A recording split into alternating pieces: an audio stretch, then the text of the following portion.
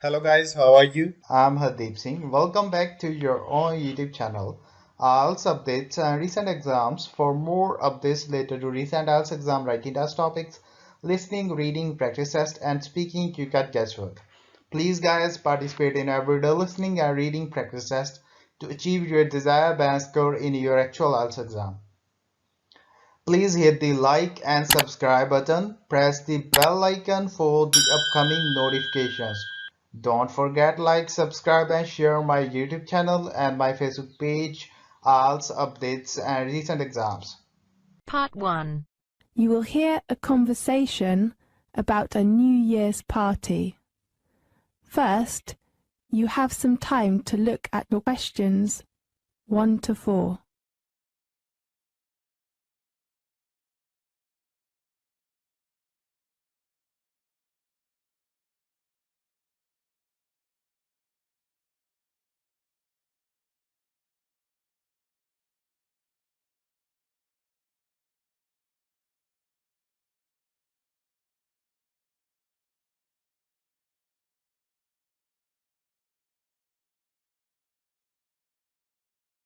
Listen carefully and answer questions 1 to 4. Hi Sam, let's try and get it sorted out today, okay? Yeah, sure. It's time we started working out details. Exactly. What should we begin with? Date. Okay. When is the best time to hold the New Year's party? How about the 30th of December? I'm afraid that's a bit late. Yeah, the day before. Fine, 29th of December. And what about a venue? In a restaurant? Which restaurant were we in last year? Let me think. It is Tulip Garden, but I don't think it was a good choice. Why? The venue is too small, and we have about 30 people, more than last year. You're right.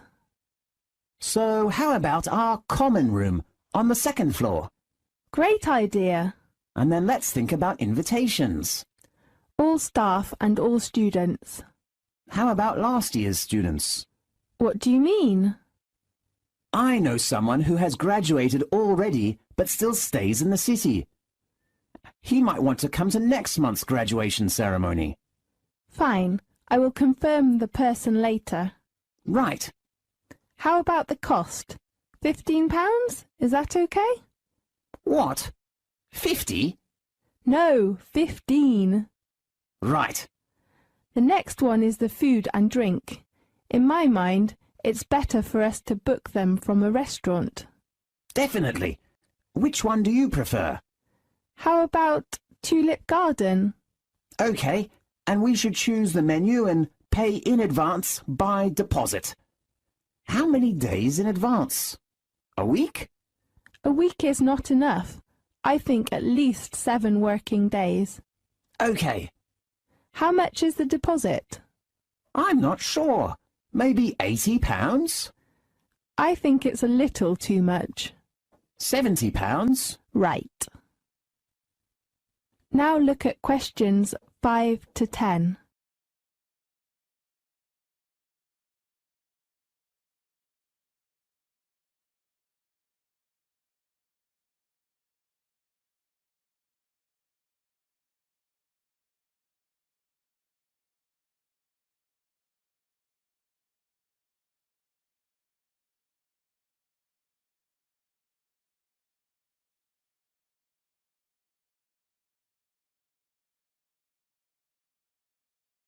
Now listen to the tape and answer the questions 5 to 10.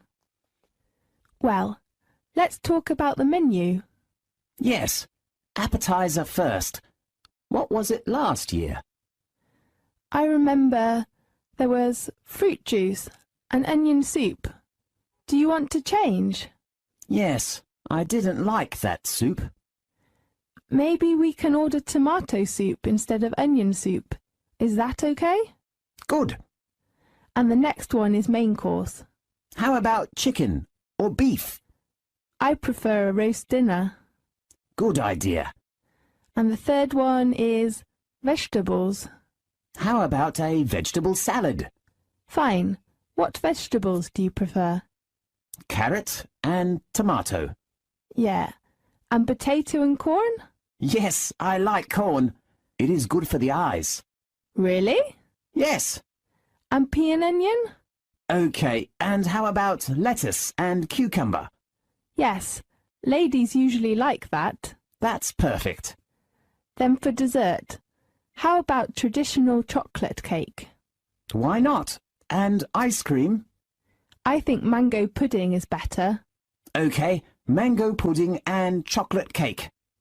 The last one is drinks. I think almost everyone likes coffee. Yes. And Sprite and cola? Fine.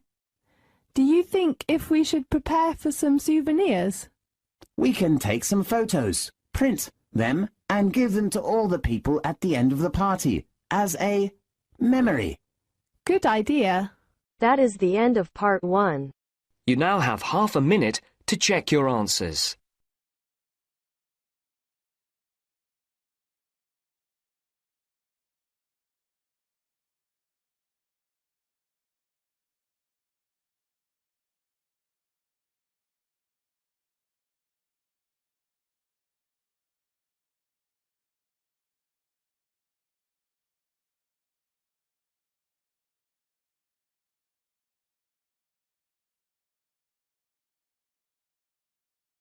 Now turns to part 2.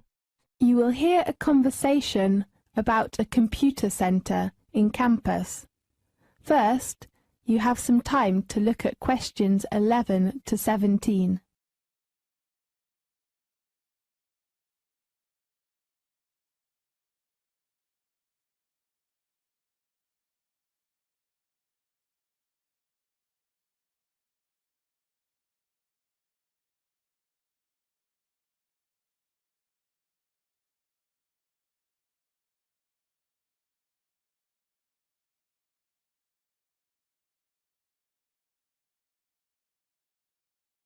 Now listen carefully and answer questions 11 to 17. Hi, Mary. How are things going? Fine. And you? Actually, I'm worried about the computer centre. What's the matter? Because I didn't attend the computer centre meeting yesterday. I can tell you the information about it. Really? You're so nice. Well, what do you want to know? When is the registration time of the computer centre? It is at 9 a.m. to 4 p.m. from Monday to Friday this week. Today is Friday, right? Yes. Oh, no. Don't worry. You can register tomorrow morning. But tomorrow is Saturday. Yes, on Saturday. The registration time is 9 a.m. to 12 a.m. That's so great. Yes. Do you know where the registration office is? Yes, room 214 on the second floor of the main building. 240 or 214? 14. And you should take some documents when you go there. What kind of documents? A fee? No, we are registered students, so we needn't pay any fee. Great. You need to take your student card and one passport photo. Okay. And on the meeting, the lecturer told us some rules of the computer centre we have to know. What kind of rules? Is that very important? Yes, the first one is the opening hours. I hope it closes late. Right, it opens at 9 o'clock as usual and closes at 11 in the evening. Perfect. There is no smoking and noise in the computer centre. Fine. Can I take some snacks? You can only eat something in the lounge. Then can I take my bag into the computer centre? There is a student locker in the lounge. You may put your bag in the locker, so do remember to take a lock. Fine. And do not occupy the locker for more than 3 days. Yes. May I reserve a computer? Yes, there is a reservation system in the computer centre. You can reserve it 3 days in advance. Fine. I'd like to know if there is a photocopier or printer in the computer centre. Of course, on the second floor, but remember to take your student card. Why? Because none of the machines take coins. Fine. And do not use them 10 minutes before the centre is closed. All right. Now look at questions 18 to 20.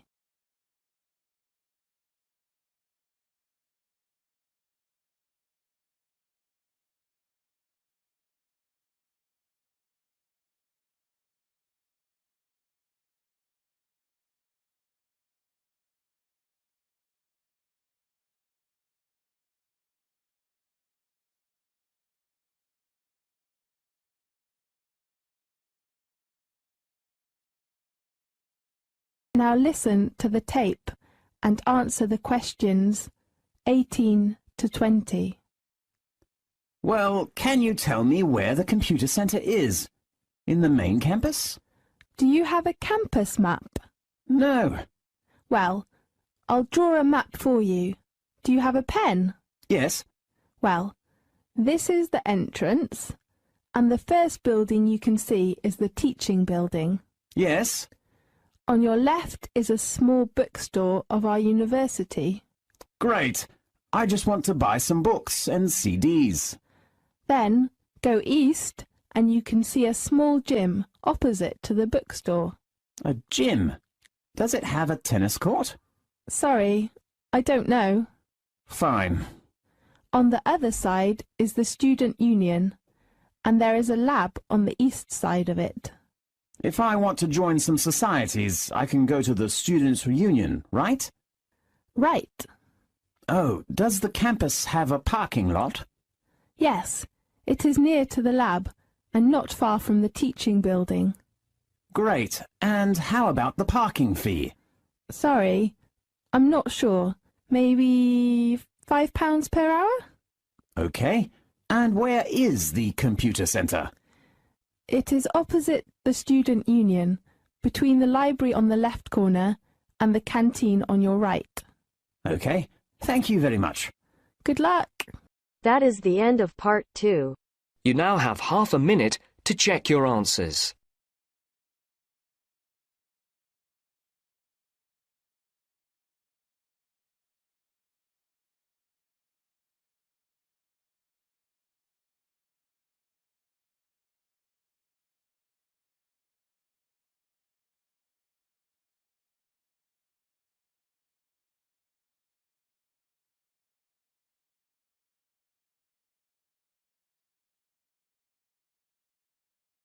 Now turns to part 3.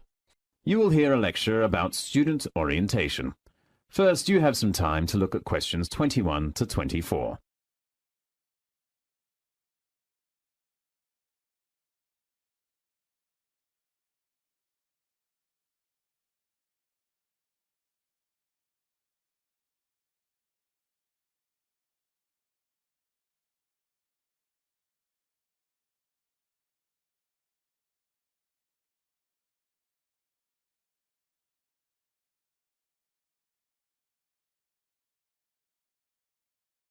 Now, listen carefully and answer questions 21 to 24. Welcome to the University of Newcastle. I'm Caitlin. Now let's welcome Mr. Sutton to give us an introduction of orientation schedule. Thanks, Caitlin. Well, welcome to our university. There are 3 parts of the orientation during the next week. The first part is the campus tour. We will organise an orientation tour around the campus. Now, please look at the schedule. On next Monday, we will begin our tour with an introduction to the Student Union. So, please gather at the door of the Student Union at 9 o'clock.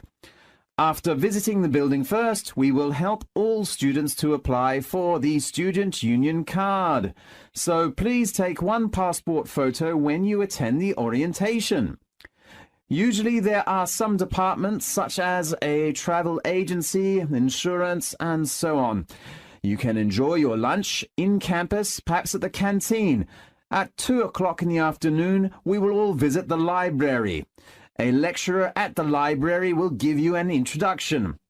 How to apply for a library card, how to borrow reference books, and how to use the facilities in the library. As you know, you will spend lots of time in the library for your future studies, so the introduction is very important for you. On Tuesday, we will visit the computer center. All students can get a username and a passport. You can also register your laptop in the center if you have it. There are some rules of the computer center, especially regarding the use of the printer and the photocopier. After lunch, the next station is the sports center. I am sure you will all be very excited about our facilities. There are also many different societies. You can join in any of them according to your interests and apply for a membership. Now look at questions 25 to 30.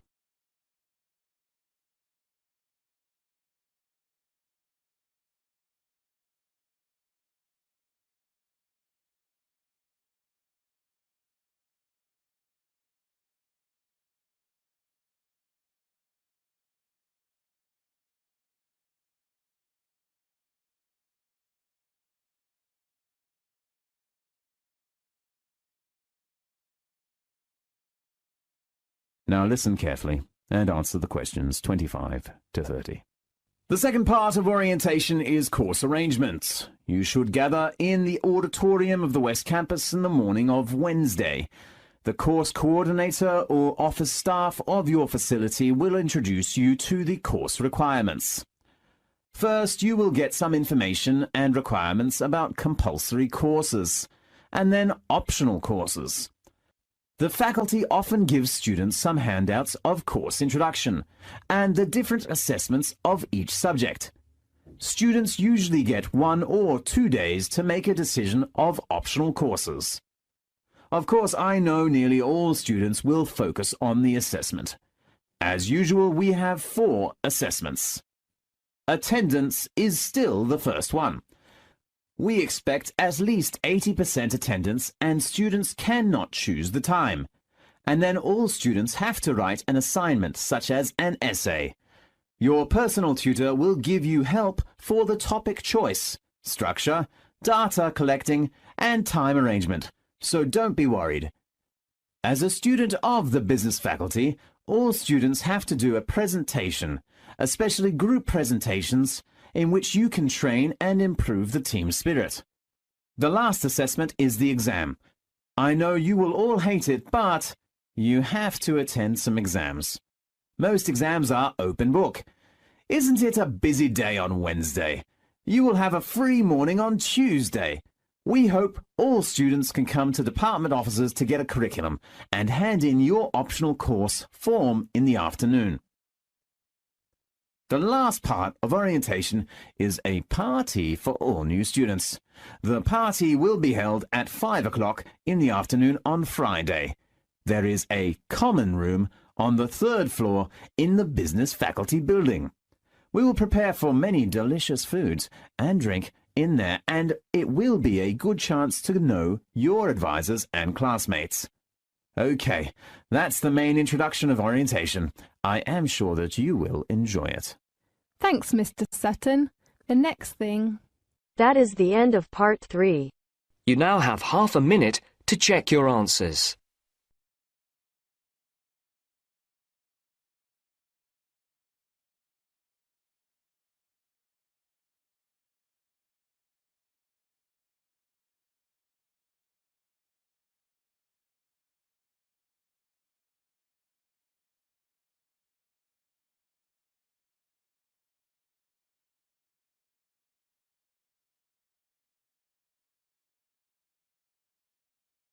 Now turns to part 4. You will hear a lecture about marine life. First, you have some time to look at questions 31 to 40.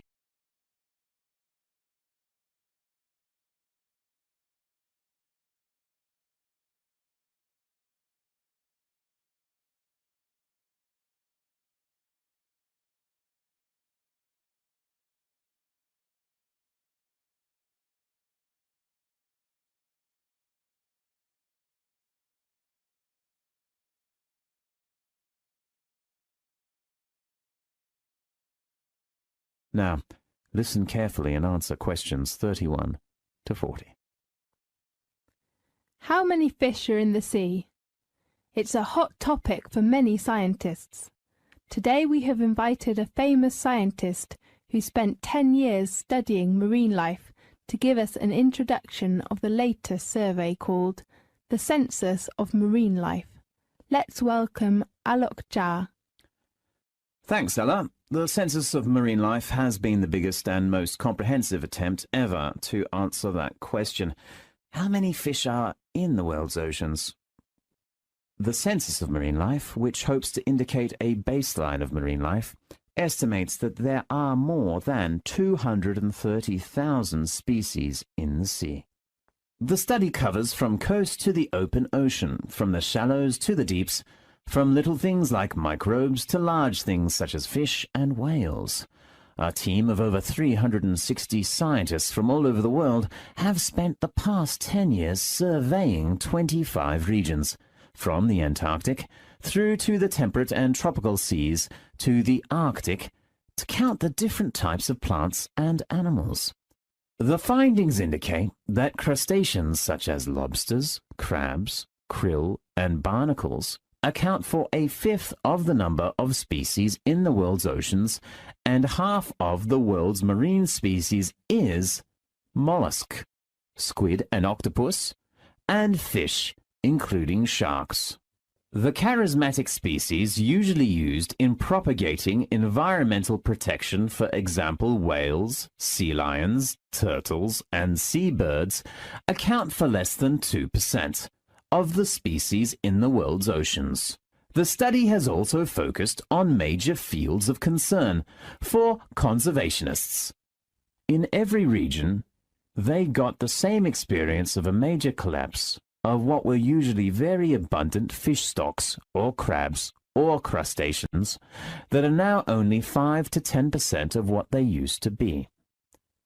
The main reasons include overfishing, degraded habitats, and pollution.